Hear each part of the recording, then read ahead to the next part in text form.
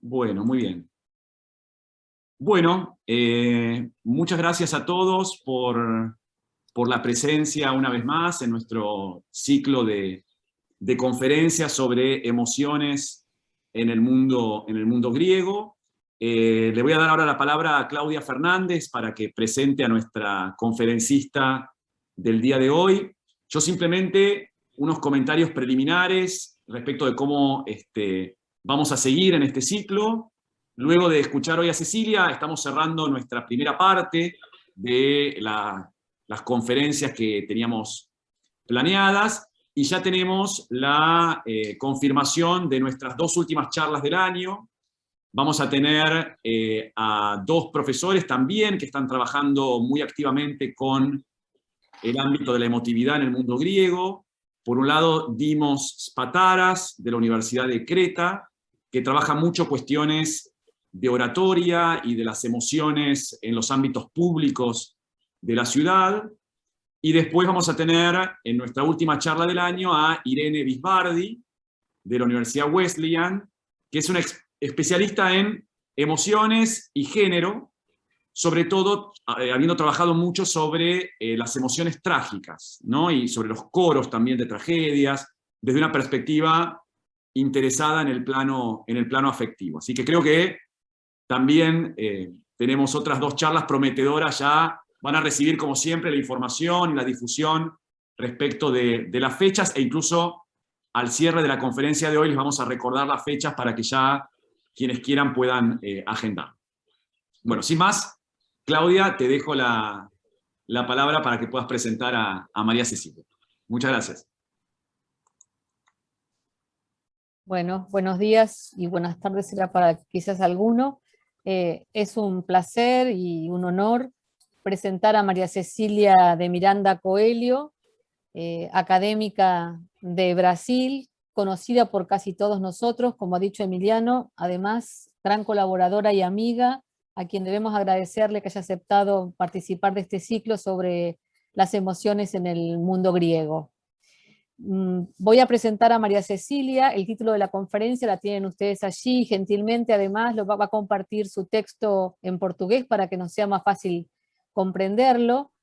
El título de su conferencia es preciso secar, de Onaugmein, las emociones, a partir del pasaje de República 606d, Desafíos de y a Platón. María Cecilia de Miranda Coelho es profesora asociada en el Departamento de Filosofía de la Universidad de Minas Gerais e investiga en las áreas de retórica y sofística griegas, sobre la tragedia euripidea, sobre la recepción de la literatura dramática en el cine y la recepción de la retórica en los sermones del padre Antonio Vieira. Como ven ustedes, sus intereses son múltiples y en todos ellos es muy buena investigadora. Se ha graduado en matemáticas y también en filosofía en la Universidad de Brasilia y obtuvo su licenciatura en filosofía con el tema Matemáticas y Lógica en Galileo, premiada esta tesina y publicada por la misma universidad. Tiene también una maestría en filosofía por la Universidad de San Pablo, con una tesis sobre Gorgias, la verdad como construcción discursiva. Hizo también un doctorado en letras clásicas, dirigida por Filomena Irata, que también muchos de nosotros conocemos, ha visitado Argentina varias veces, también en la Universidad de San Pablo, con una pasantía de doctorado en la Universidad de Brown, bajo la supervisión de David Constant, con la tesis Eurípides, Helena y la demarcación entre retórica y filosofía. Realizó estudios postdoctorales en la Universidad Federal de Minas Gerais bajo la dirección de Jacinto Brandao, otro conocido investigador, con la investigación Disa Erga, la producción de emociones en las tragedias euripideas y en sus adaptaciones para el cine. María Cecilia fue presidente de la Sociedad Brasileña de Retórica y de la Asociación Latinoamericana de Retórica, y es representante de la Sociedad Internacional de Estudios Socráticos en América Latina. También fue miembro del Consejo Directivo de la SBECI en su gestión del 2012 al 2013. Fue investigadora visitante en Cambridge, en Coimbra, en el King's College de Londres, en la Universidad de Brasilia, en el Instituto de Estudios Clásicos y en la Escuela Francesa de Atenas. Fue profesora visitante también en nuestro país, en la Universidad de Mar del Plata. También en España, en la Universidad de Cádiz, con una beca de la Fundación Carolina y con una beca de la Unión Europea en Adam Mickiewicz Poznań. Acerca de sus publicaciones, y para no dilatar más esta presentación, los invito a dirigirse a la página de la profesora María Cecilia en Academia. Allí verán ustedes la gran cantidad de publicaciones, sobre todo, digo, las de recepción clásica sobre Medea y sobre Helena, que muchas veces hemos también leído y compartido en presentaciones anteriores de María Cecilia en nuestro país. Bien, la dejo ya entonces a María Cecilia para que pueda entonces empezar con su conferencia. Muchas gracias, María Cecilia. Bom, muito obrigada, Cláudia, pela apresentação. Obrigada a você e ao Emiliano pelo convite. É uma alegria para mim estar nesse ciclo e uma honra, na verdade, também, embora a honra, como disse Roland Barthes, pode ser imerecida, a alegria nunca o é, né? Mas eu fico muito feliz com essa possibilidade de apresentar algumas considerações, né, sobre o tema das emoções, principalmente em Platão, autor que venho, né, estudando mais detidamente em função de cursos e de atividades no Departamento de Filosofia, ao qual eu me associei na universidade. Obrigada a todos também pela presença e desculpem-me por não falar, né, a língua de Cervantes, mas tentarei ler devagar em português, e eu preparei esse roteiro para, assim, facilitar, né, a minha exposição e a compreensão.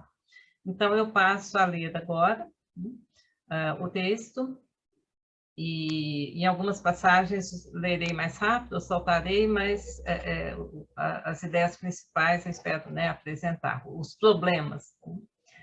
Então, como a Cláudia disse, é preciso secar, né, Deon Eikimen, as emoções. É uma passagem da República 606d.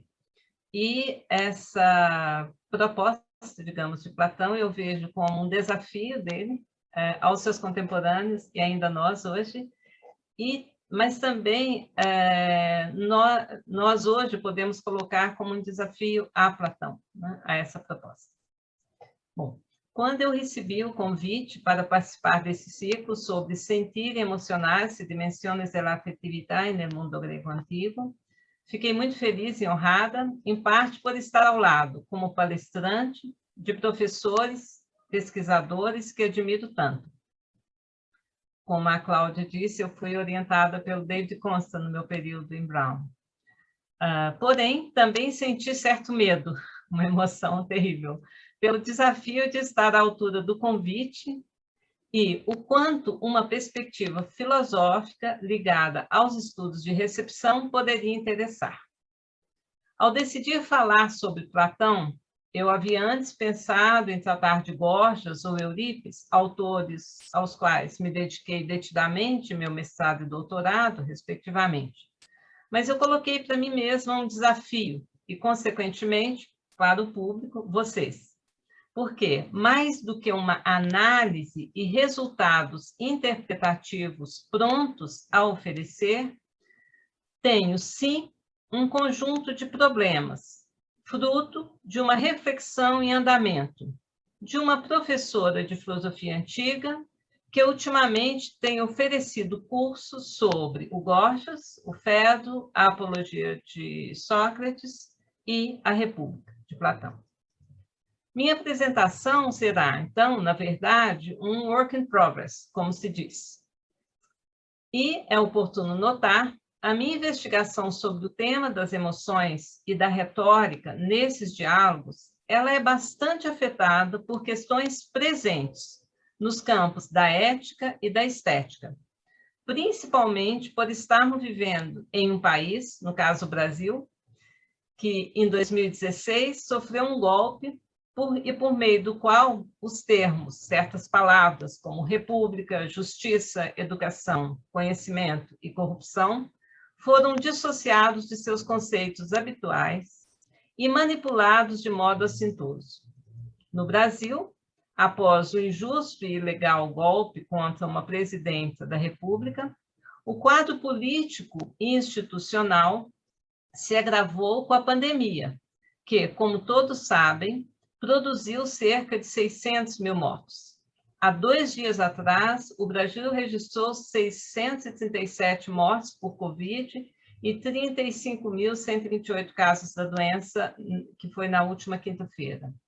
E, com isso, o país chegou a 587.277 vidas perdidas e 21.067.396 pessoas infectadas pelo SARS-CoV-2 desde o início da pandemia. Esses dados foram coletados há 2 dias. Então, não há como voltar a Platão, estudá-lo, sem ter as disposições, digamos, afetadas por esse quadro presente. Naturalmente, tenho tentado compreender esse autor central na história da filosofia antiga, no seu contexto, mas também especular em que medida o sentido que hoje damos a ele e os problemas e conceitos que forjou são afetados pelo nosso olhar e suas tantas recepções. Por fim, em que medida suas questões tão fulcrais para viver bem, eu lembro as palavras finais da República, né? Nós iremos atravessar bem, né, essa ideia de passar bem, se seguirmos o paradigma, né, exposto, falado antes, e, na verdade, se seguirmos todas as ideias ali contidas. Né? Em que medida, então, elas poderiam se adequar ao mundo odierno? Que desafio ele nos colocou e que ainda estão presentes em nossa reflexão filosófica? Em particular, o papel das emoções na construção de uma cidade, uma república justa e feliz. Então, eu escolhi para falar sobre o tema, com base em uma passagem da República que me inquieta e até me assusta, pelos pressupostos que o autor, Platão, assume e os desafios que ela coloca. Na passagem, que tem parte dela como título dessa fala, há o termo epitimetikon, que eu deixei como emoções. Ele é também traduzido como apetites, desejo. Na tradução portuguesa da obra, pela professora Maria Helena da Rocha Pereira, que é a que eu uso aqui nas citações, nós encontramos paixões. Pode-se começar argumentando que são traduções problemáticas, porque não temos ali no original a palavra pathos. Eu voltarei ao problema mais adiante, pois depende de contextualizarmos a passagem onde ele aparece, no último livro da República, o livro 10, quando Platão retoma a crítica à arte mimética, à pintura e ao teatro, que já havia sido objeto da crítica antes, no livro 2, principalmente. Então, aqui é importante voltar a ele, ao livro 2. E aí nós lembramos que, após a discussão sobre o que seja justiça, objeto do livro 1, no livro 2, Sócrates faz uma pergunta que norteia toda a sua análise da poesia e seu papel em uma cidade justa, né? O papel da poesia, a saber. Mas de que maneira é que se hão de criar e educar os homens? Então, a questão da formação, da paideia dessa cidade. Os homens em questão são os guardiões da cidade. A resposta à pergunta será uma crítica bastante conhecida à poesia épica, lírica e trágica. Homero, Hesíodo e Ésquilo, por exemplo, não escapam às censuras de Sócrates, por contarem mitos que são falsos, principalmente quanto à representação da divindade e dos heróis. Em Platão, basicamente, os mitos são histórias que narram mentiras, embora Platão faça tanto uso dos mitos, né? Mas essa é uma outra questão. Mesmo que eles possam conter alguma verdade. Um pressuposto metafísico, estou chamando aqui, embora esse seja um termo anacrônico, né? Mas há certos pressupostos metafísicos assumidos em toda a obra platônica, em particular na República, por exemplo, a imortalidade da alma e a própria individualidade dessa alma após a morte, né?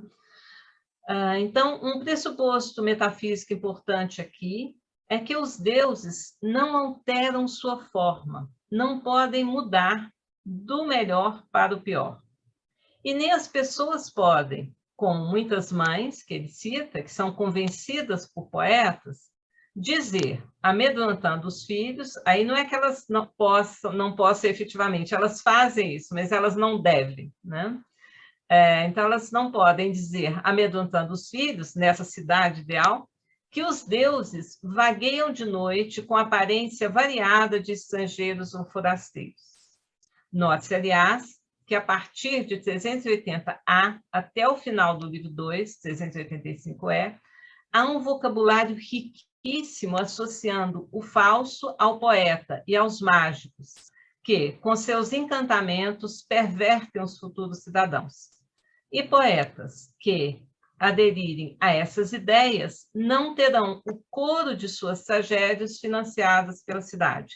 Essa é a conclusão no final do livro 2, né? E eu acho bastante importante essa conclusão de fato, uma censura ali na cidade ideal de todos aqueles poetas que apresentarem os deuses ou os heróis como eles não são.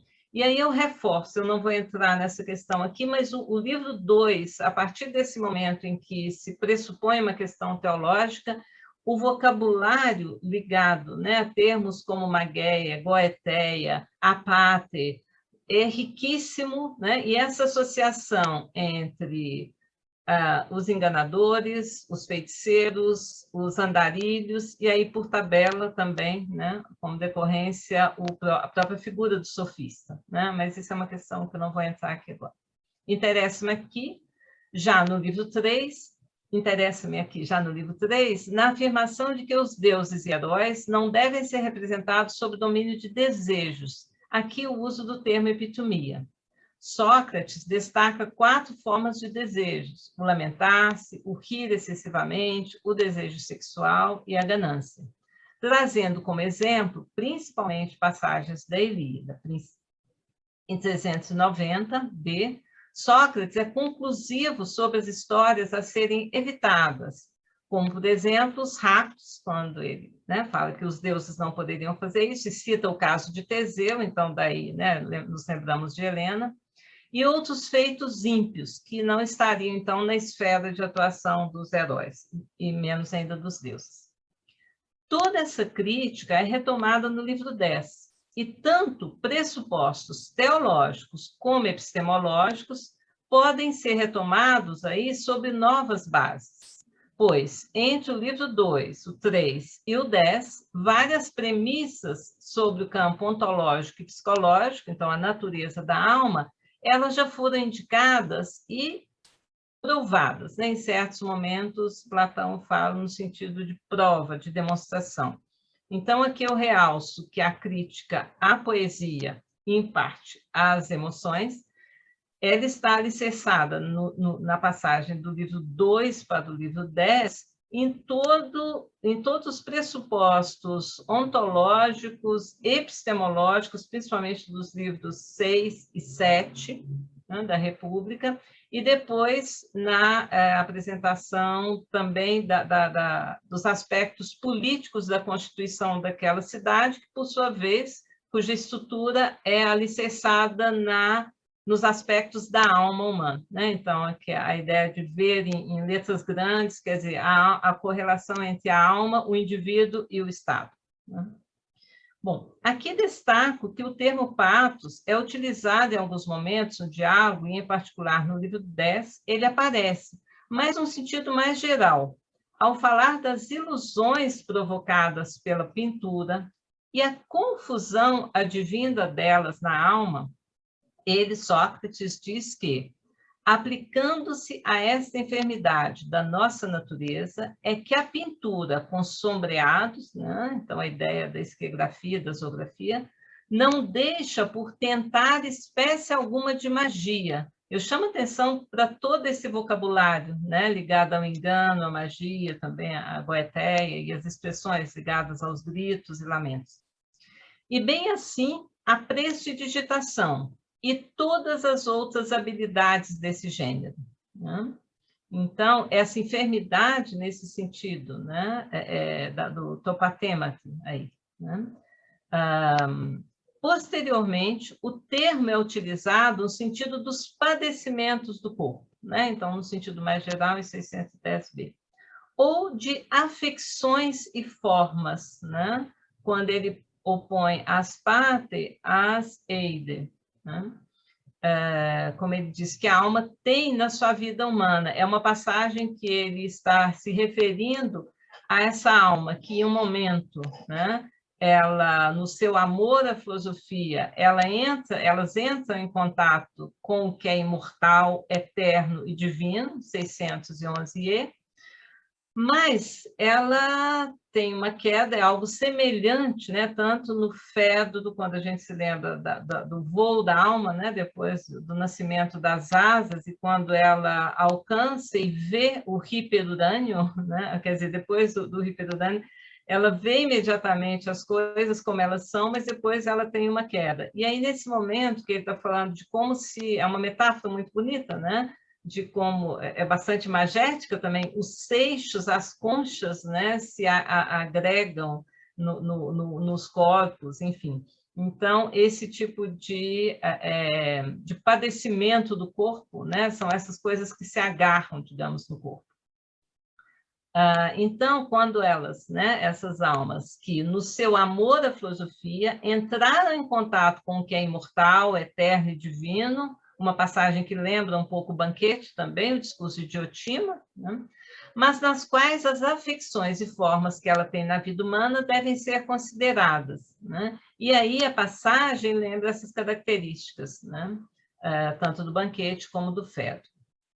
É, porém, no contexto da crítica aos poetas, por meio da sua associação com os pintores e escultores, que o tema das emoções ou paixões, né, aí as traduções inclusive variam e esses termos, né, têm sentidos diferentes, aparece com destaque, pois todas essas artes, segundo uma concepção de Mimesis, que vai ser diversa também daquela do livro 2, a ideia da narrativa, né, em primeira pessoa, como prática no campo do falso, do afastamento da verdade, serão condenadas em sua função de formar o cidadão dessa cidade dessa cidade ideal, perdão.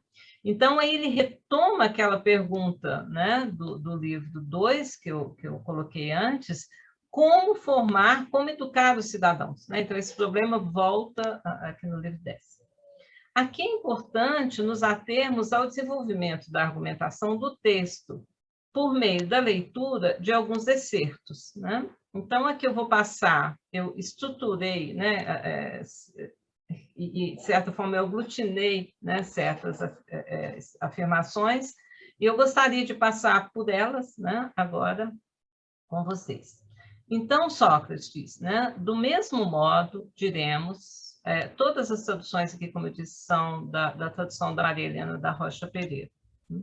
Do mesmo modo, diremos, parece-me que o poeta, por meio das palavras e frases, sabe colorir devidamente cada uma das artes, sem entender delas mais do que saber imitá-las, de modo que há outros que tais, que julgam pelas palavras, parecem falar muito bem, quando dissertam sobre a arte de fazer sapatos, ou sobre a arte da estratégia, ou sobre qualquer outra, com método, ritmo e harmonia.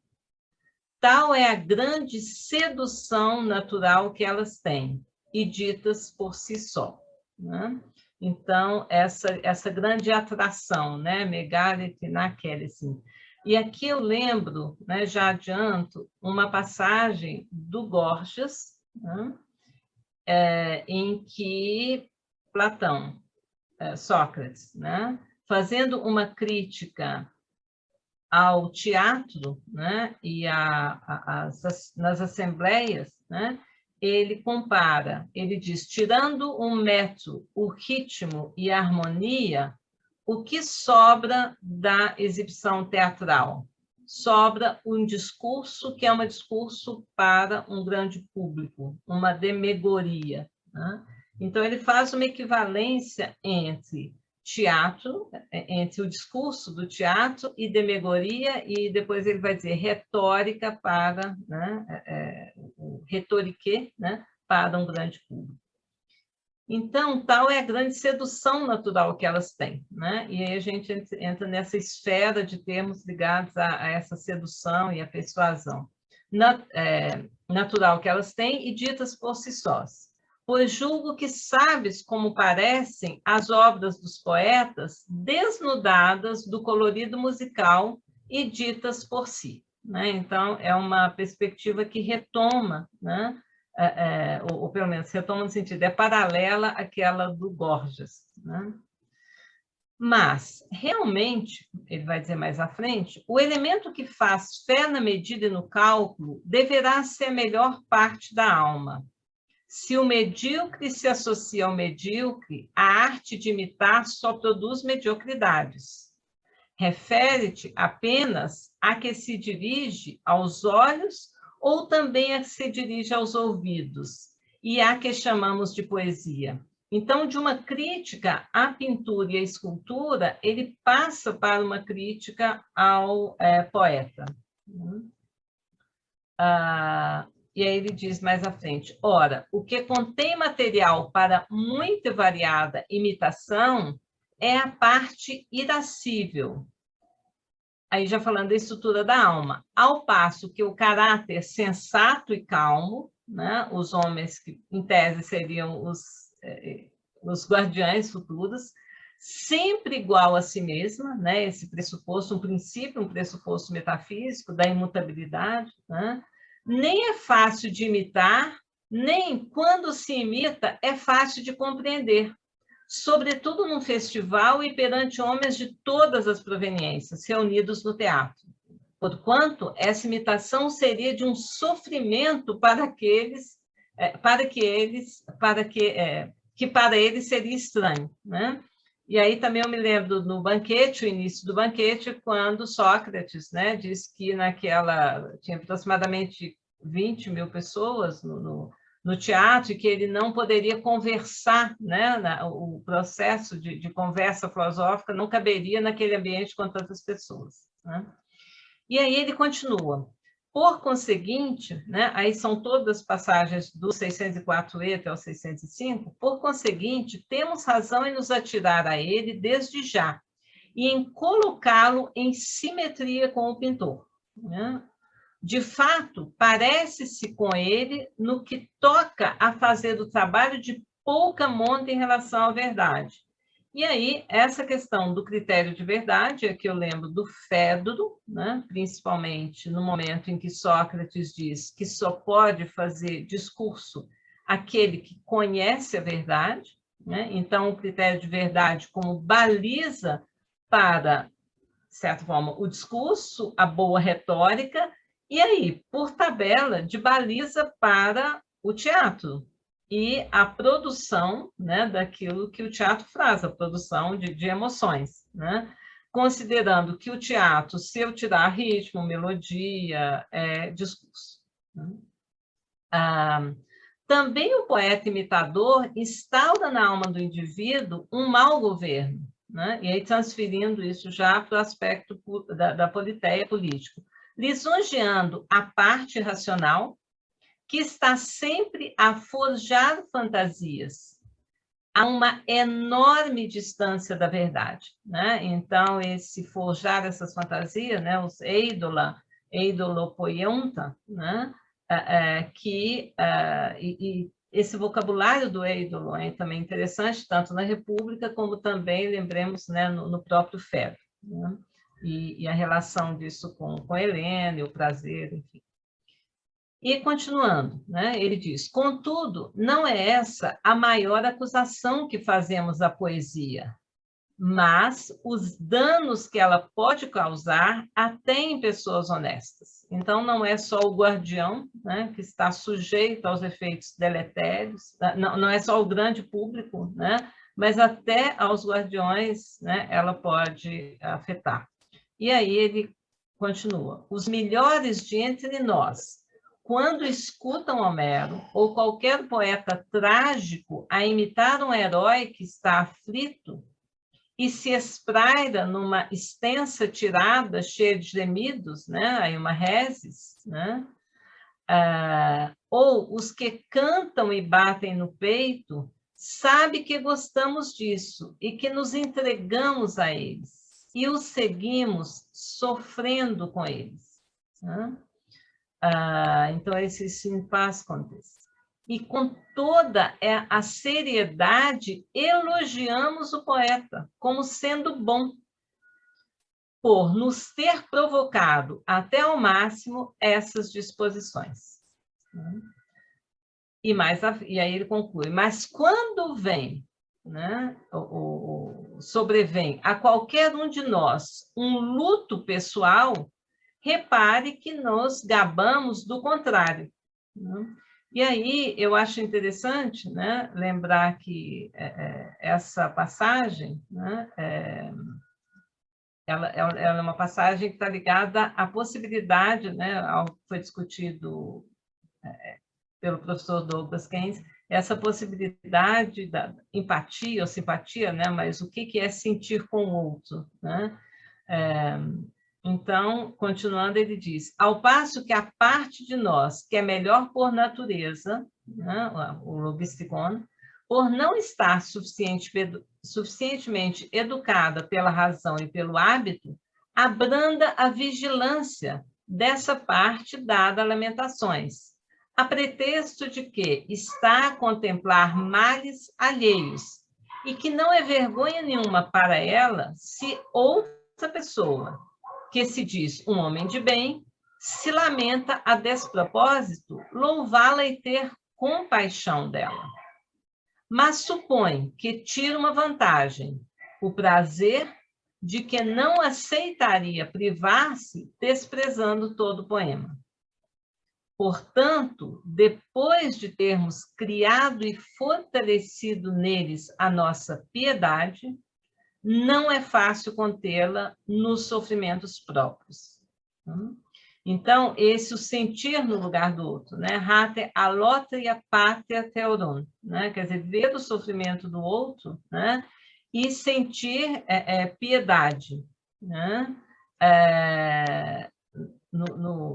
Por meio, né? Reforçando o sofrimento dos outros. Então, como eu digo aqui, para os que assistiram à palestra do professor Douglas Keynes, né? Quando, inclusive, em resposta a uma pergunta que eu fiz sobre a conexão entre Gorgias, Platão e Aristóteles, da fisicalidade das emoções, né? Aqueles que viram devem se lembrar que ele vê essa passagem de Platão como uma resposta direta de Platão a Gorgias, né? Em parte, isso me deixou feliz nas leituras e pesquisas que eu tenho feito sobre as referências indiretas de Platão a Gorgias, né? Inclusive no Fedro, né? E aqui eu vou ao encontro da leitura que o professor Andréa Capra, né? Faz do Fedro de Platão, tanto a influência de Gorgias como de Safo, né? E também o sofista, embora Gorgias não seja citado, mas todo o debate sobre o problema do ser, né? E aí eu queria até trazer aqui a passagem, né, de Gorgias no elogio a Helena, né, sobre essa ideia do sentir junto, né, produzida pela narrativa ou então pela apresentação teatral. E aqui é uma passagem que eu recordo, ela não está no elogio a Helena, né, mas é o famoso fragmento de Plutarco sobre a glória dos atenienses, né? No texto A Glória dos Atenienses, em que ele cita Gorgias, né? E o valor positivo da apátride, né? Que ali é traduzida nesse sentido mais positivo como um termo anacrônico, né? Seria hoje ficção, por exemplo, mas um valor positivo do engano, né? Vocês se lembram, aquele que ilude é justo, né? Porque ele comprometeu, e o que é iludido, ele é sábio, porque aquele que se deixa levar pelo poder das palavras, e o termo é logos, né? Ele não é insensível, né? Mas aqui a passagem, a outra que eu trago, né? É uma passagem do Elogio a Helena, né? Em que Gorgias diz, aí essa tradução é minha, é preciso mostrar, por meio de uma opinião doxa, aos ouvintes, né? Toda a poesia considera no meio um discurso que tem métrica. Nos ouvintes dessa penetram um tremor aterrorizante, perdão, aí está aterrorizante, uma piedade lacrimosa e um desejo doloroso, e diante das ações e dos corpos dos outros, pelos êxitos, né, os sucessos e os reveses, um sofrimento próprio. Por meio da palavra, a alma sofre, né? Então, esse dispragia irion tipatemata, diaton logon epatem, né? Quer dizer, a nossa alma sofre por meio, né, algo que é próprio dela, mas por meio do sofrimento do outro, né? Então, acho que isso reforça, né, essa conexão entre Gorgias e Platão, e quase que uma resposta. Mas, voltando à passagem, notemos que Platão também considera aqui o efeito negativo do drama cômico, que no teatro também pode ser muito deletério. Eu não quero entrar aqui em detalhes, né? A gente tem aqui 2 especialistas em comédia, pelo menos 2, né, dos que eu conheço, mas eu gostaria de lembrar um impacto que a comédia As Nuvens teve na perspectiva platônica, no julgamento e na condenação de Sócrates, né? E eu lembro que, se no início do diálogo, na Apologia, né, Sócrates se refere aos setores e ao impacto, né, sobre a poluição de Atenas, perdão, não é poluição, é população de Atenas, logo em seguida ele vai indicar, né, que Aristófanes é causa de uma imagem deturpada das suas atividades na cidade. E se vocês se lembram da Apologia, isso vai sendo feito de uma maneira muito interessante, que eu vejo algo semelhante ao modo como que em Ésquilo, por exemplo, no Agamemnon, a figura de Helena vai sendo construída. Em nenhum momento se fala o nome, aquela mulher que partiu na brisa do vento, né? Até quando chega a citar o nome Helena, aí esse nome já carrega, né, tanta negatividade, tanta destruição, e o nome, né, como no sentido de nome, esse nome, ele significa essa própria destruição, né, a famosa etimologia esquiliana de Helena, destruidora de homens, navios e cidades.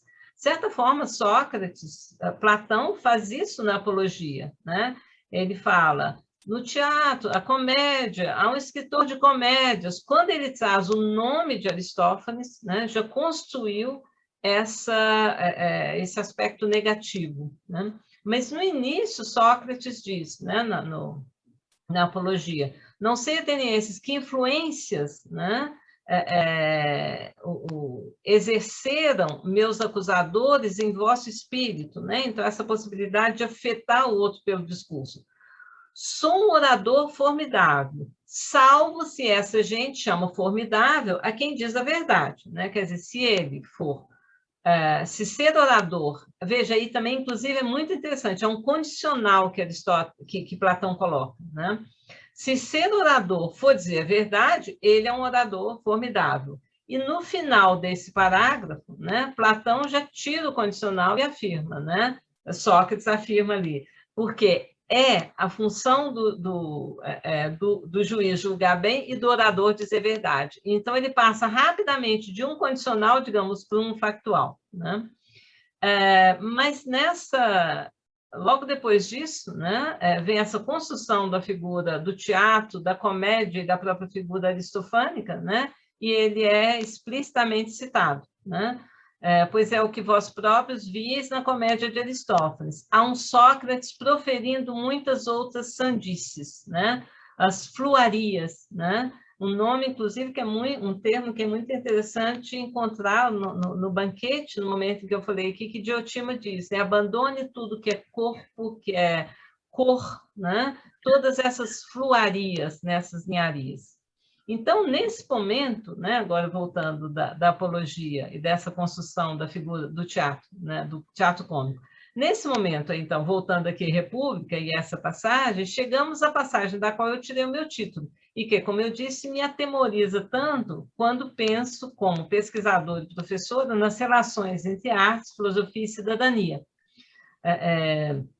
Tendo feito um mestrado sobre Eurípides, defendido, né, na esteira da Martha Nussbaum, o valor da forma literária, né, para a educação das emoções, né, e a formação de vínculos afetivos em prol de uma construção de cidadania, né? Então, essa passagem, né, da qual eu tirei o título, deixa eu só controlar o tempo aqui, acho que eu estou quase no limite, né? Essa passagem, e quanto ao amor, à ira e a todas as paixões, né, alguns, eu poderia às vezes traduzir por apetites, né? Também há traduções apetite ou desejo, né? Penosas ou aprazíveis da alma, que afirmamos acompanhar em todas as ações, não produz em nós o mesmo efeito a imitação poética, porquanto os rega para fortalecer quando devia secá-los, e os erige nossos soberanos. Né? Então, essa escravidão da alma, da parte concupiscível da alma, apetitosa, em relação ao logismon, a parte, né, que deveria ser soberana. Quando deviam obedecer a fim de nos tornarmos melhores e mais felizes, em vez de piores e mais desgraçados. Né? E aí é interessante ver esse termo, né? O epitumetikos, né? Que seria o que é desejoso, ou a parte da alma, que é esse lugar dos apetites e desejos, né? Aí esse problema também de como se dá em Platão essa caracterização das partes da alma, que é bastante complexa na própria República. Em certos momentos, né, aparecem 2 divisões, depois 3, enfim. Mas vale lembrar, né, que no livro 5º, né, quando em 477A e 476B, ao afirmar que os filósofos devem governar a cidade e distinguir os filósofos dos que aparentam ser filósofos, esse termo aparece e ele está ligado ao tema também dos amantes do espetáculo, né? É interessante aí que Platão associa, né? Quer dizer, há também um desejo filosófico, e a gente pensa também no próprio questão de Eros, no banquete, na formação do filósofo. Né? Mas ele diz-me então se é assim ou não. Se dissermos que alguém está desejoso, né, de alguma coisa, afirmaremos que deseja a sua totalidade ou uma parte dela ou não. Na totalidade, respondeu.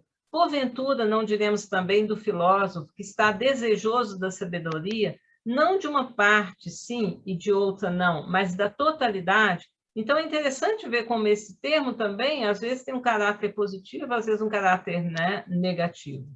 Mas a definição do elemento irracional associado à concupiscência, né, que é a companhia de certos desejos, ela vai vir em seguida num exemplo famoso, que é aquele de Leôncio, e a luta entre o seu desejo, né, e a repulsa que ele tem de ver os cadáveres que estão ali nas muradas, né? Sendo que o desejo vence, né? Então, essa paixão, esse desejo, né? Mas, ao mesmo tempo, ele se censura, né? E aí tem, inclusive, esse aspecto do prazer visual, né? Mas ele se censura dizendo, né? Saciai-vos deste belo espetáculo, né?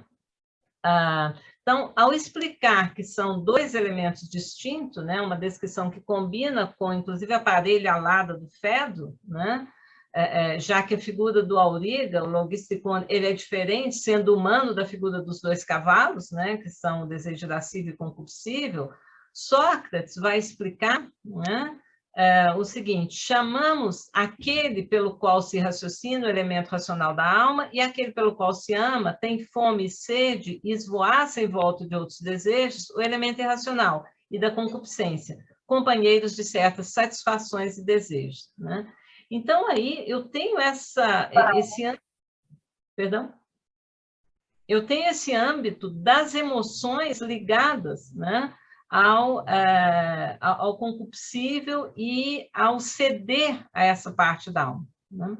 Em seguida, Sócrates vai trazer justamente o exemplo de Homero para reforçar essas 2 lutas da alma, né? A famosa passagem de golpear o peito e reprovar o seu coração, né? Aí eu usei a tradução do Christian Werner. E depois, um longo comentário vem a seguir, citando, né, aqueles que andam por toda parte, alugando os ouvidos, né, então, o prazer de escutar os coros das dionisíacas urbanas ou rurais, né, mas, em seguida, ele distingue também os amadores de espetáculo, amigos das artes e homens de ação, e os únicos que são filósofos, né, pois podem amar as coisas em si e contemplar sua essência. Né, então, separa em 2 grupos. Embora, como eu disse, não seja muito claro, né, eu estou só apontando o problema aqui, mas não vou me deter nele, Platão faz uma demonstração, ele usa o termo apódexe, né, de serem 3 as partes da alma, assim como a cidade dividida em corpos. A parte pelo qual o homem aprende e a segunda pelo qual ele se irrita. Elas têm uma homogeneidade, aí a proximidade já é um outro equilíbrio, né? Mas a terceira, nem é exatamente um nome muito apropriado para ela, né? Mas todos os desejos violentos ligados à comida, bebida, ao amor. E é justamente naquela passagem, né, que serviu também para o título, que Platão atribui, né, a cedermos a esses desejos, né, a influência dos poetas. Né? Retornando aí ao livro 10, né, ao conselho para secar as emoções ou paixões ou apetites, as traduções são várias, né, e isso me interessa também, segue a famosa crítica, né, aos encomiastas de Homero, né, e dizendo que ele foi um educador da Grécia, bem como a formação, né, de que eles estão ali tratando um grande combate. Né? É interessante que o combate aí tem o sentido de ele chama de agon, né? Diferentemente do grande combate que eu lembro embaixo no Gorgias, né? Que aí já tem um outro nome, né? Polemon Caimaques, é outro tipo de combate, mas essa luta de Platão, né, contra uma determinada tradição, seja da retórica dos poetas, né, que está toda associada ao lado das paixões, das emoções. Né? Um pouco depois é introduzida a história do mito de Er, né? Que como Ulisses, no canto 11 da Odisseia, desceu ao mundo dos mortos. Né? E isso é como, né, ele se refere explicitamente a Homero, porque ele diz que é, né, aquele conto de Alcino. Né? Então, Platão opõe claramente as duas narrativas aqui. Isso eu acho muito interessante e perspicaz, ao fazer uma referência direta, né, às narrativas de Ulisses e aos Reis dos Feaços, fazendo encontrar, como Ulisses, vários heróis, como Ájax, Agamemnon, Atalanta, etc. Em termos de estrutura narrativa, essa passagem ela vai lembrar também no Gorgias o mito escatológico, né, em que há um logos que é um mito. Né? Então, aqui, o mito de né, vai servir como justificativa teológica e ontológica, né, para uma determinada acusação da poesia, do que hoje a gente chamaria estética e a produção das emoções. Né? E aí eu trago aqui uma passagem da Ilíada que justamente realça aquilo que Platão está criticando ali. Então, quando ele lembra descendo e vendo, né, os mortos, né, eu trago essa passagem que eu acho extremamente emocionante, né, mas ela é extremamente cheia de patos, né, da Odisseia, que também na tradução do Christian Werner, né, quando Ulisses vê e fala: minha mãe, por que te esquivas se anseio pegar-te para no Hades, abraçando-nos com carinhos, né, quer dizer, esse filas periqueri balante, né, quer dizer, se ajuntando, ambos nos deleitarmos com gemido gelado, né? O go, a ideia da goeteia, né? Isso é um espectro que até minha ilustre Perséfone instigou para que ainda mais aflito eu gema, né? Então, o Durômenos Stenakitso, né? Então, essa passagem da Ilíada, eu acho que ela vem exatamente, né? Da Ilíada, não, perdão, da Odisseia, ela vem exatamente ao encontro, né, dessa crítica de Platão a uma descida uma catábase que não seja uma catábase com a finalidade de justificar um comportamento, digamos, avant la lettre mais estoico, né? Mas, enfim, Platão usa um mito e nós não devemos esquecer aqui dessa esfera do universo da persuasão, que está ali, né, também na República. Né? E não a esfera da demonstração, da apodeixis, né? Que eu acho um tema também interessante explorar nesse texto e outros textos de Platão, né? Essa relação entre... Porque, às vezes, para Gorgias, por exemplo, o termo, né, a epídex, ela tem um sentido de demonstração, né? Embora no Gorgias de Platão ela seja apresentada como uma simples performance. Né? Mas esse vocabulário também eu acho bastante interessante de ser estudado nessa questão de que, no caso, o discurso epidídico provocaria emoções, né? Certas emoções talvez não tão aconselháveis também em relação a um discurso demonstrativo, né? Então, eu lembro a passagem final da República, né, que é uma justificativa, então, ontológica e teológica, né, para a crítica estética e esse secar das emoções, né, secar esses desejos ligados onde se dão, né, aí é complicado também essa passagem, porque, ao mesmo tempo, e por isso eu acho alguns tradutores traduzem por emoção, outros paixão, mas ao mesmo tempo em que há, né, a paixão nesse sentido daquilo que é produzido, o resultado, né, de certas ações sobre nós, é também o local na alma onde isso se dá, né? Mas, enfim, o final da República, então, né, eu acho que é importante ver aqui, foi assim o Glauco, que a história se salvou e não pereceu, e poderá salvar-nos se lhe dermos crédito, e fazer-nos passar a salvo o rio do Lete, se não poluir a alma. Se acreditarem em mim, crendo que a alma é imortal e capaz de suportar todos os males e todos os bens, seguiremos sempre o caminho para o alto e praticaremos por todas as formas a justiça com sabedoria, a fim de sermos caros a nós mesmos e aos deuses e havermos de ser felizes, né? Mas vejam, esse mito que salva, né? Veja, por 2 vezes Platão usa, né, o verbo ligado à persuasão, né? Então, se esse mito os persuade, se vocês foram persuadidos e considerarem que a alma é imortal, né? Então, é um momento chave para, ontologicamente, teologicamente, eu justificar, né, aquilo que foi apresentado antes, que é o secar das emoções, né? Então, eu termino essa parte, né? E a próxima vai ser muito rápida, porque eu acho que eu já estou passando do tempo. Eu posso terminar essa parte mostrando essa importância desse tema, né, na República, ao indicar o peso das emoções e afetividades na Grécia, né, e o que a cultura material também vem reforçando muito para a gente, né? E daí o meu empenho, inclusive, né,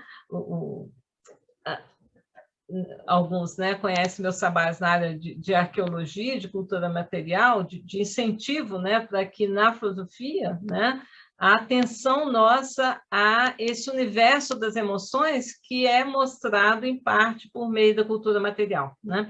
Aí é só uma passagem de um livro que é o catálogo de uma exibição que houve em Atenas, que eu pude ver, A World of Emotion, Ancient Greece, né, de 770 a 200 Anno Domini, né?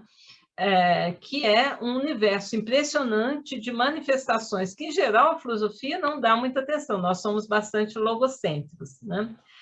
Considerando, né, o que eu disse no início da minha fala, de olhar para o passado com os olhos do presente, principalmente nesses tempos em que a pandemia nos fez viver num mundo de completa visualidade, e a visualidade é parte da crítica de Platão também à poesia, né?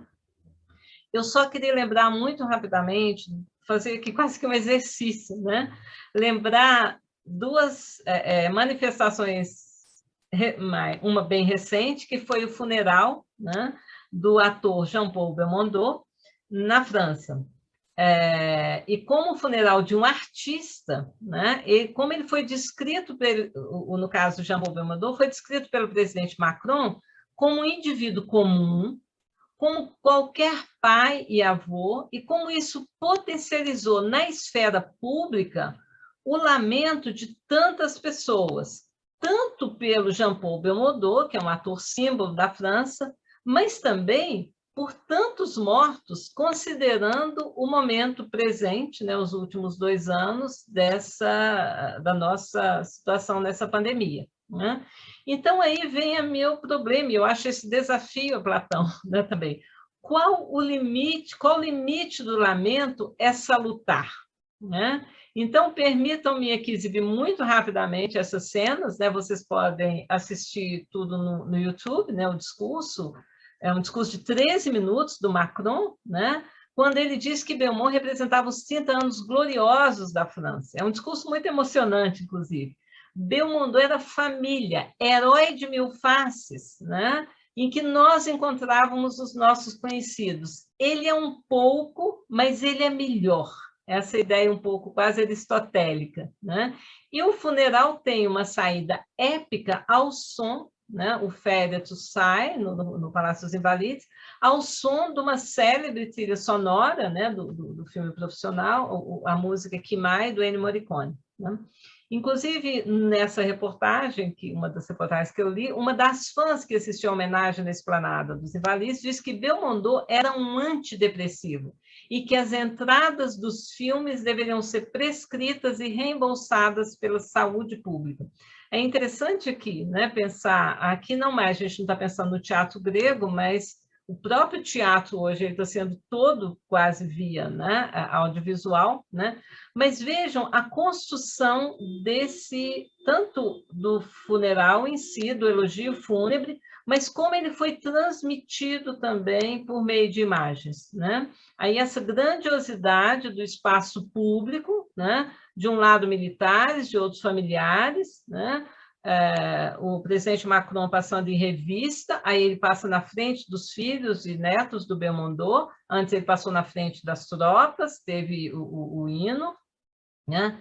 E essa imagem, esse close da figura de Belmondo, sorrindo, apesar de ser um momento fúnebre, né? Aí ele passando as tropas em revista, o corpo que chega, o elogio, como eu disse, que demorou 13 minutos, em que ele realçou, né? A amabilidade, a magia, a figura um pouco cômica, né? O rosto do Belmondo, o sorriso, e ele termina esse discurso de 12 minutos dizendo, né? Voilà, adieu, bebê. O aspecto pessoal, né? Aí pelo apelido do Belmondo, e conclui, vive la République, vive la France. Então, esse aspecto público e privado, né? Tão bem articulado no discurso, né? E depois, na saída do féretro, né? Aí eu estou passando muito rápido, vou passar rápido, as imagens e esse uso do close-up, isso foi um aspecto também que eu estudei quando fiz o pós-doutorado com o professor Jacinto Brandão, porque o problema da adaptação, que emoções eram produzidas no teatro grego, quando eu tinha homens fazendo papéis masculinos, máscaras, quando eu transponho uma peça para o cinema e tenho tanto uso de close-up e atrizes com rostos tão poderosos, com expressões tão poderosas. Então, o tema, né, do close-up, digamos, né? Mas eu achei interessante no modo, na transmissão pela TV, né, a filmagem de close-up de tantas pessoas, homens, mulheres, né, em lágrimas, num funeral, né, que é no momento em que nós estamos bastante faltosos, desejantes até de rituais para chorar tantos mortos, né, e lidar com isso. Aqui eu trago só uma imagem que, como eu disse, a situação do Brasil, ela é particularmente, para mim, afeta, e para os meus alunos, como pensar emoções, né? Então, uma triste comparação foi o que fez, na semana passada, o homem que hoje ocupa o lugar de presidente do Brasil, que ganhou um violão de um grupo de violeiros, né, em Goiás, e transformou o violão numa arma, né? Fez esse gesto ridículo, né, com a arma. E toda a destruição que está acontecendo no país, em particular com a Cinemateca Brasileira, que teve parte de todo o seu acervo perdido. Então, essa questão da memória, de uma memória também afetiva, né? Então, se esse tema do cinema, da adaptação, que hoje é um grande produtor de emoções, né? O Teodoro Angelopoulos, ele dizia, quando vivo, né, que ele via no cinema a única chance ainda de produzir uma comunidade universal de pessoas empáticas com a dor, com a solidariedade, enfim, solidária ao sofrimento e uma sociedade mais justa, né?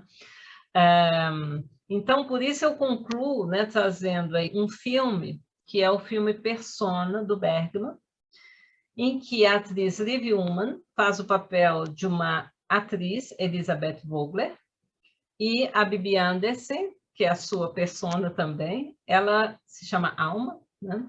E nesse filme, a atriz, né, o que acontece com ela? Ela fica muda durante uma encenação de Electra. Né? Electra é uma das tragédias onde uma emoção tão paradigmática como a raiva, né, é tão bem trabalhada, a gente pode comparar, né, as 3 Electras, né, no caso, que dá, é uma experiência também interessante. Mas veja como é curioso, um filme que começa, né, com imagens, e nós vivemos também nesses 2 mundos, por isso esse filme me interessa, como a gente trabalha emoções da cultura grega, vindo de uma cultura também cristã, ou cristã, né, em que o sentido da paixão, do pathos, tem outra, né, também vertente. Mas o filme do Bergman, essas, né, as cenas do martelo cravando, né, na mão, né, aí, e dessa criança, esse menino, né, que pode ser educado, porque a mãe está internada, né, é o filho da atriz, mas como ele percebe esse mundo e como ele se aproxima desse mundo, né, também de imagens e de projeções.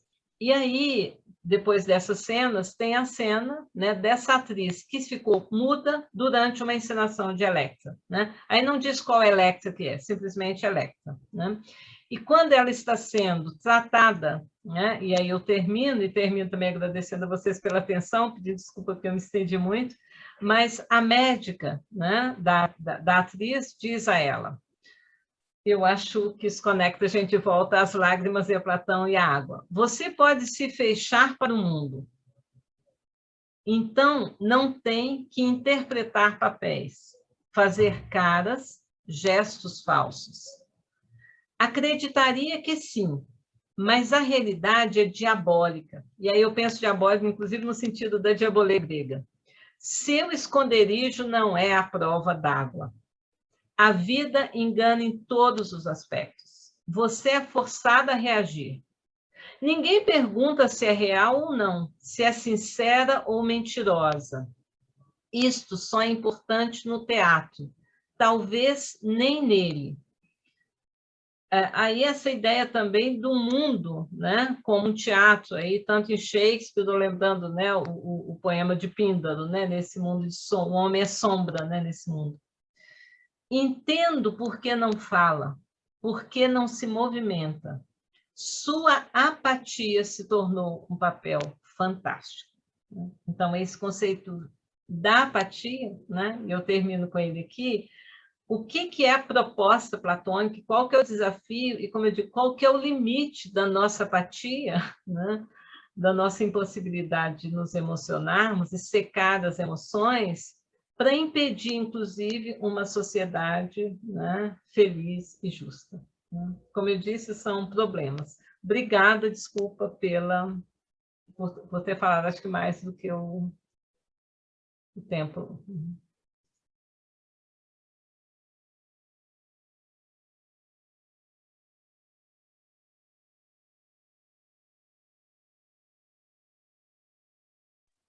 Muchas gracias, María Cecilia. Excelente la exposición, muy emotiva, acorde con el título, esta relación entre el mundo de los griegos y nuestro mundo, que siempre es de lo más conmovedor.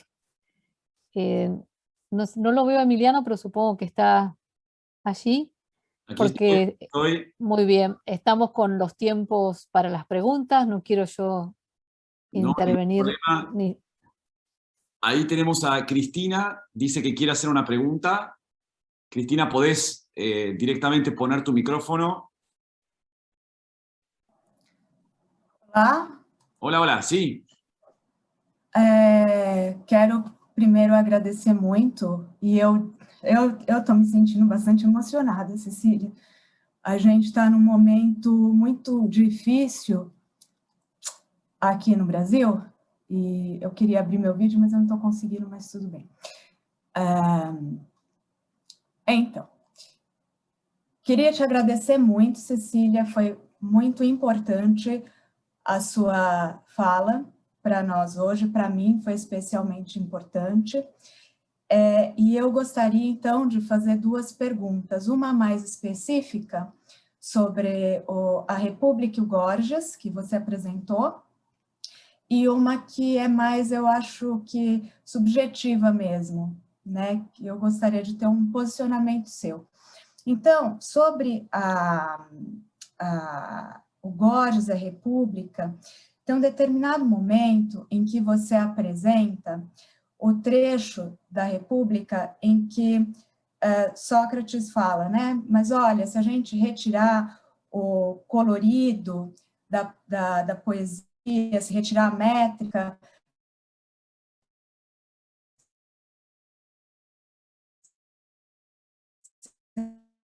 retirar o ritmo, o criar, tudo isso que movimenta a poesia, que faz com que a poesia seja o que ela você retira no final das contas tudo, é como se sobrasse só um discurso sem movimentação, porque você retira toda a artificialidade desse discurso, né?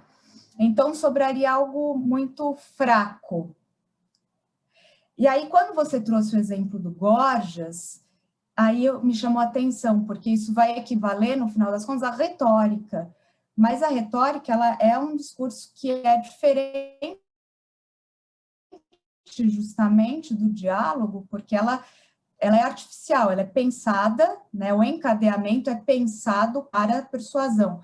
Estou me referindo àquela distinção que se faz entre diálogo e retórica, em que o diálogo ele tem seus próprios pés, ele não é artificioso nesse sentido da retórica, colorido ele vai por si só, né?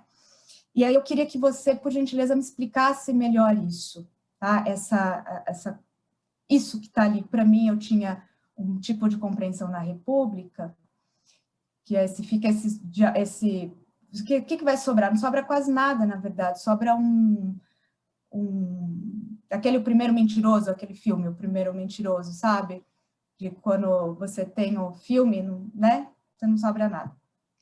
E aí a outra questão é se você não pensa que a gente aqui está num momento que, incrivelmente, é de procurar secar todas as nossas emoções.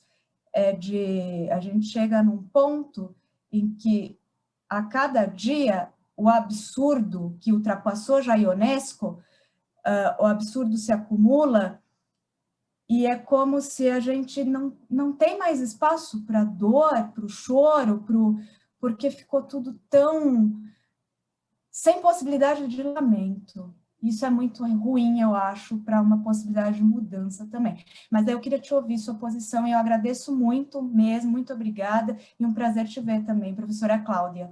Muito bom. Bom, obrigada pela pergunta. São, na verdade, perguntas muito complexas, né?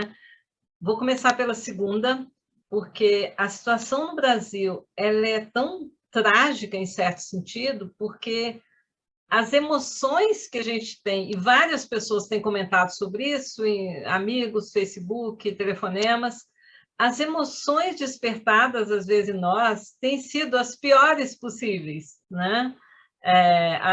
Por certas ações tão antiemotivas no sentido de uma falta de simpatia, né, com a dor do outro, ela é tamanha, e o escárnio de tantas pessoas, né, no governo, ele é tão assintoso que ele produz em nós, isso é terrível, né? Um colega disse, eu queria já começar a afiar a guilhotina, porque ele produz em nós as piores coisas, né? Aquilo que seria... Porque o problema não é ter certos desejos e emoções, mas é você manifestá-los ou não controlá-los, né? Mas chegou um ponto de uma situação muito estranha, né?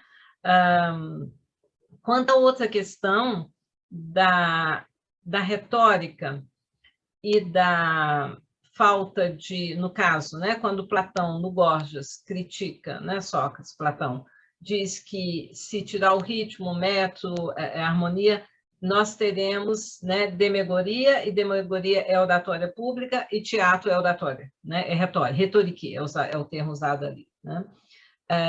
Essa mesma situação é apresentada na República, mas veja bem, isso é uma questão complicada, porque se a gente pensa em Aristóteles, né, quando Aristóteles diz na Poética que, para ter as emoções de terror e piedade, na definição, inclusive, que piedade e tragédia, né? Que, aliás, são emoções citadas por Gorgias no Elogio a Helena, né? Logo no parágrafo 9, né? Hélios e Fobos, né? Para ter essas emoções, basta a leitura do texto, né? Quer dizer, eu não preciso de ópices, de música, enfim.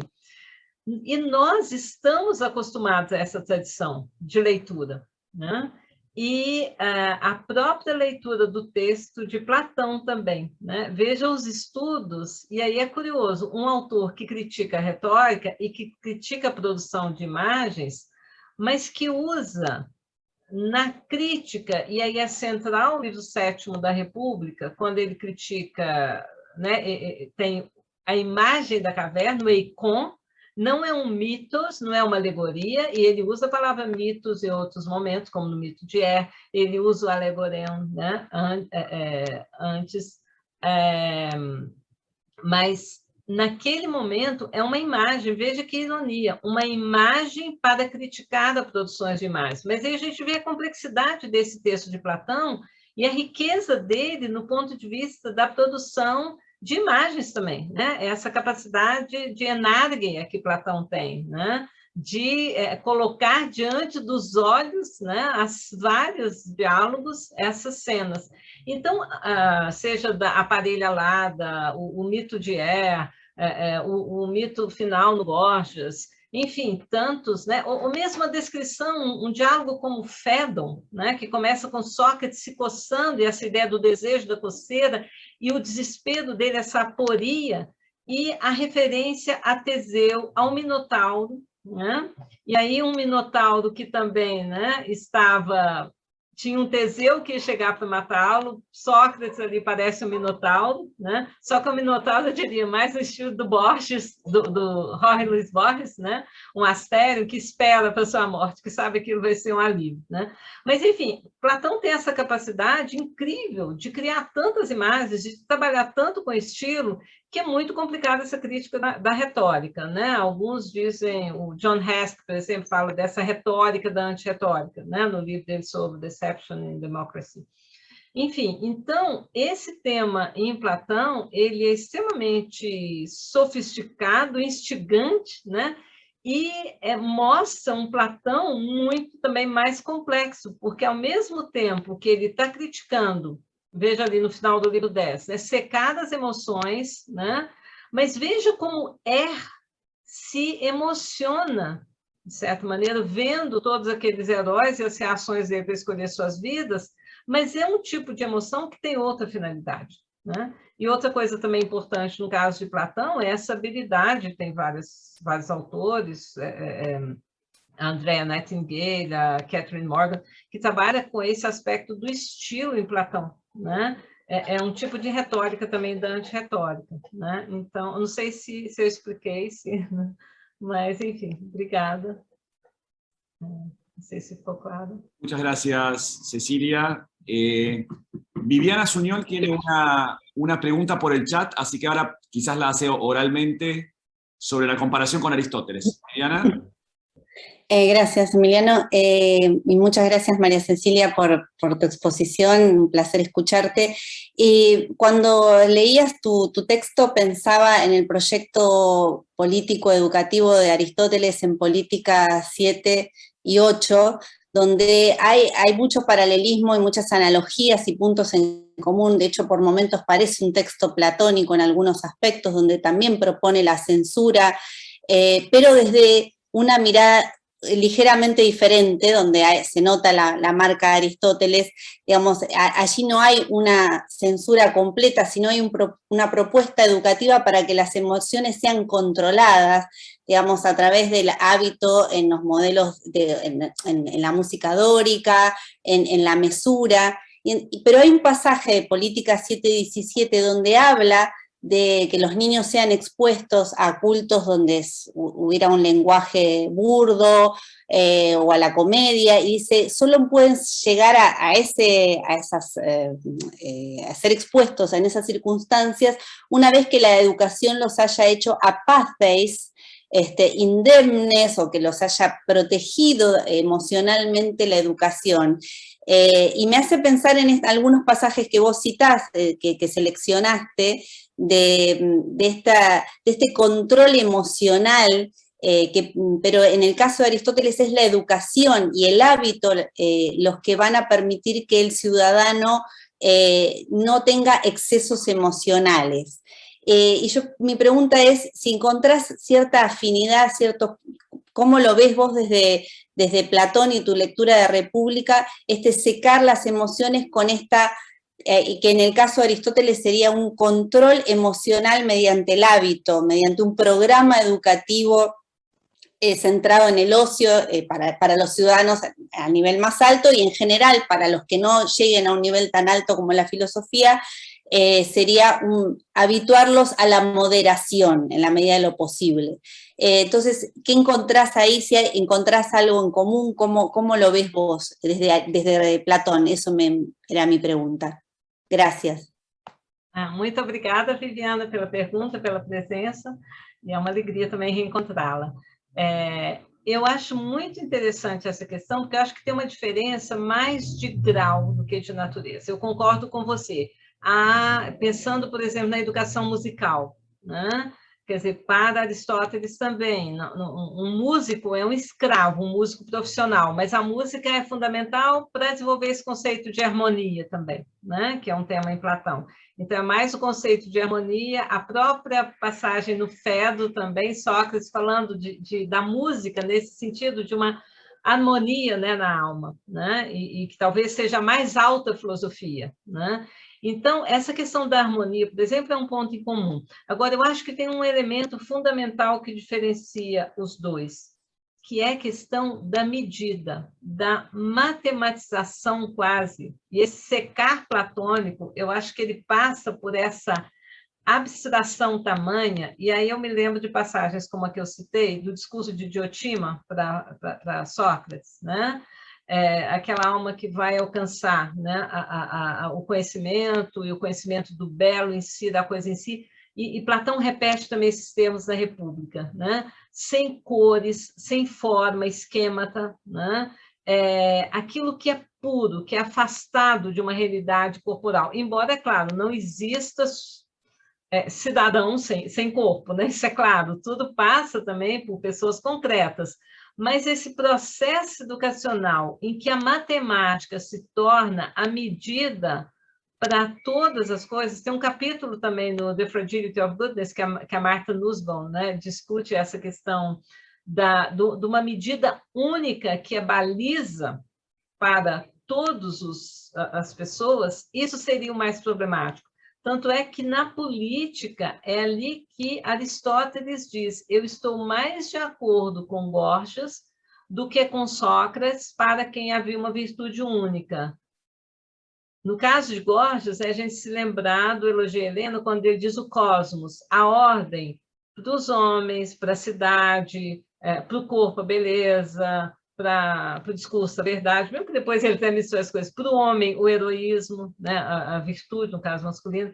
Então, esse aspecto que Aristóteles valoriza em Gorgias, que há diferentes virtudes para diferentes grupos, ele difere daquele socrático, né?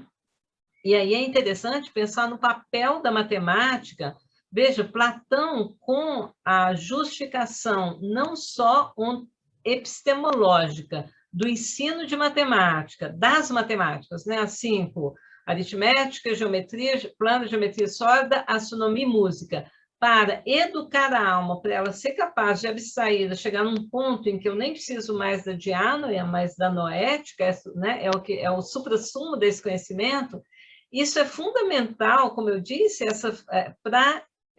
e a estrutura também dessa lei, na visão pitagórica, de certa forma, que Platão, né, tem do mundo, aí pensando no Timeu também, é interessante, mas essa visão platônica que está tão estruturada no meio da República, é ela que vai possibilitar depois, né, essa visão geométrica quase, das emoções, não só das emoções, mas da convivência na cidade, né? Os casamentos arranjados, quer dizer, toda a estrutura que esses guardiões vão controlar, né? e as pessoas vão estar à mercê disso. É interessante porque no início da metafísica de Aristóteles, principalmente o livro 1 e 2, né, o Alpha e Alpha-Lato, Aristóteles fala da matemática, mas quem entende a matemática, que o rigor da matemática é adequado para certas áreas, mas não para tudo. E nisso ele discorda de Platão. E a mesma coisa na retórica, né? Quando ele transforma a retórica numa disciplina que é antístrofe da dialética, e dialética já muda o sentido, aquele sentido tão rigoroso de Platão, né? E é interessante essa ideia da antístrofe também, que vai ser usada, né, na República. Mas quando, na retórica, Aristóteles também modaliza esse rigor platônico, né?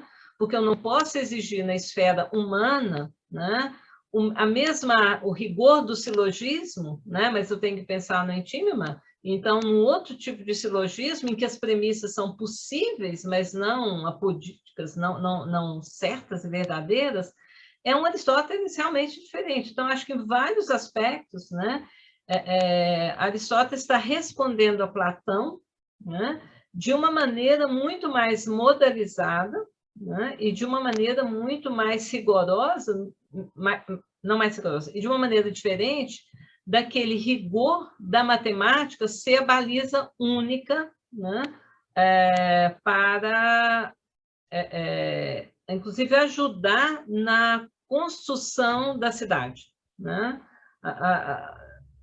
Por fim, assim, para encerrar, eu estou pensando aqui em 2 exemplos.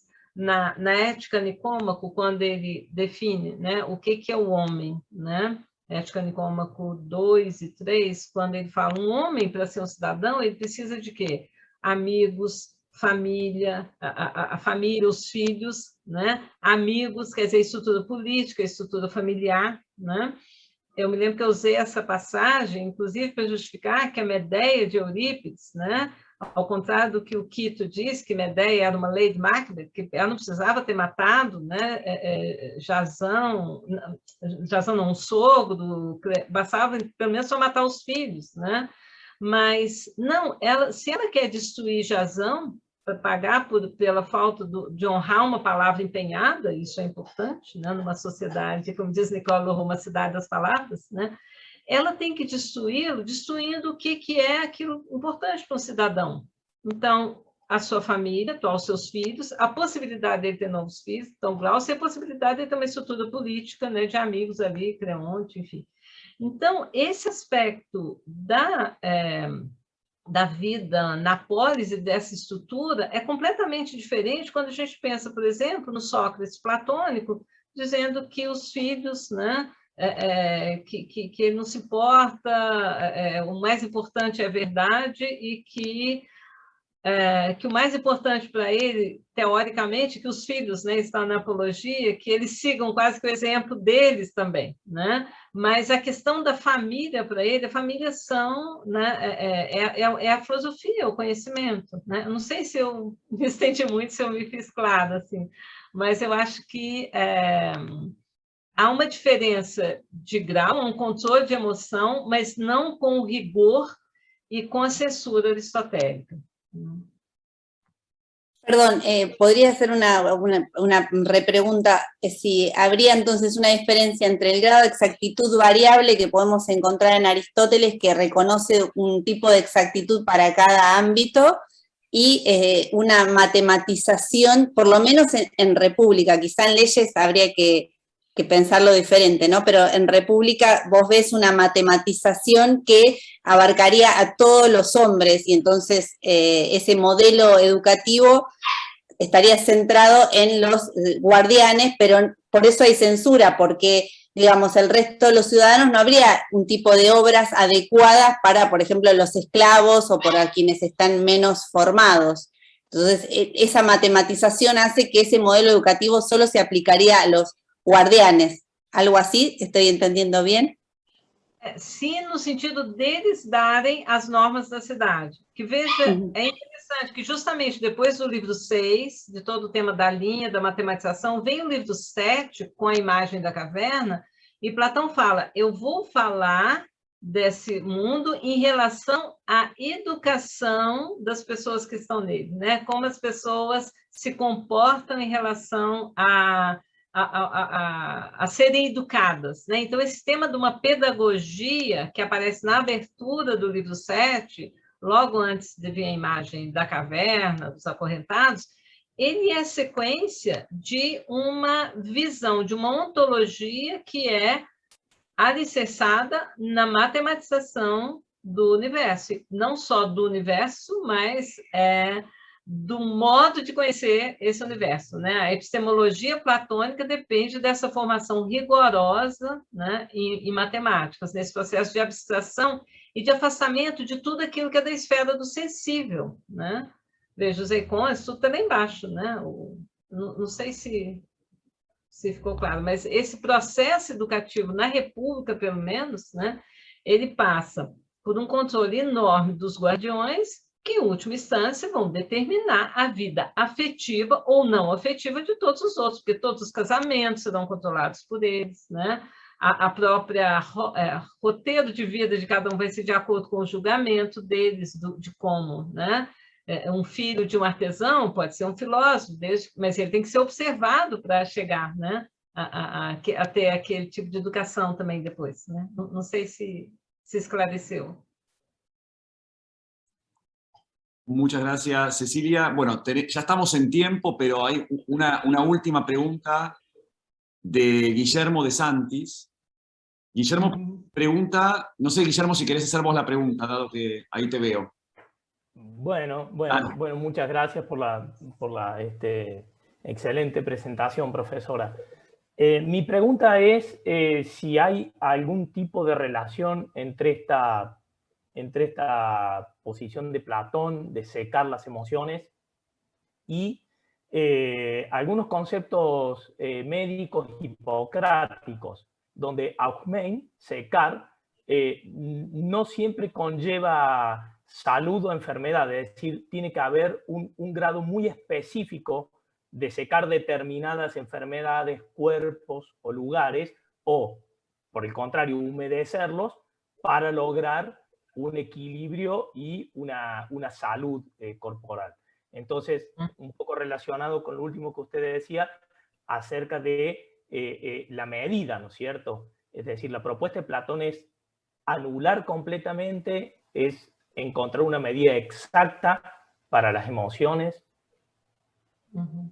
Sim, é muito interessante essa questão. Bom, como eu não conheço medicina também hipocrática e nem esse tipo de leitura, né, rastreando como ela aparece em Platão, eu não conseguiria responder. Mas eu acho que isso é interessante até nesse sentido que eu coloquei. O desafio de Platão, né, a última pergunta no meu texto, qual o limite, né, do secar para a gente não fazer uma sociedade, né, que leve a uma desunião de todos, uma impossibilidade de eu ver no outro, né, alguém semelhante a mim mesmo, né?